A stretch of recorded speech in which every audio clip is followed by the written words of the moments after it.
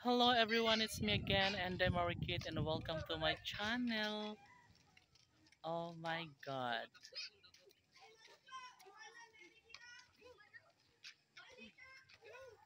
Guys, hinihintay na lang ng aking mga kapitbahay na matapos yung mga pabahay doon sa baba. Alam niyo ba itong basketball court, pag matapos na yung bahay ay diretso na lang dyan. Oo, dyan. Diyan sa may tangke na yan, dyan na yun. Pababa ng konti, yun, kabahayan na yun doon. And ang sa amin naman is doon naman banda. Dyan. Yan, baba dito. Kasi yung pabahay namin guys is yung ano lang, yung hardiplex. Tapos, itong sa mga kapitbahay kong huli na, mga 40 pamilya sila. So, nasa mga ano yan, mga concrete houses or permanent housing na siya. Ang sa amin is temporary pa lang. So, at least, nung pagkatapos ng landslide ay after 3 months ay nakalipat na agad kami kasi sobrang hirap sa evacuation center guys, kung alam nyo lang. Sobrang hirap. Siyempre marami kayo, maraming pamilya ang nandoon sa isang room and maingay, mainit, basta magulo, lahat na ganun.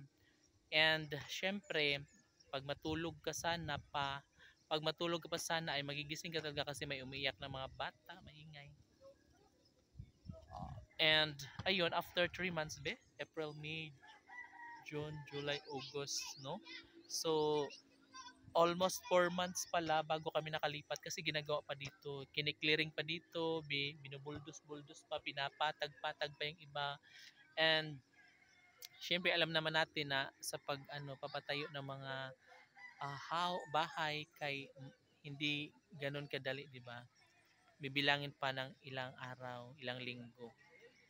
So, yung sa amin guys is sinimulan siya nung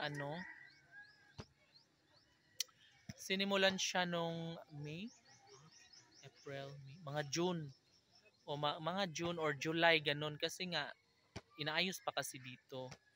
And parang ang taas na dito no. Oo, kasi dito talaga na area dati mga kaibigan ko is sobrang maraming puno, mas sobrang mataas. Ito medyo patag-patag na to guys eh. Kasi inano na to, binuldos na ng bonggang-bongga. Di ba?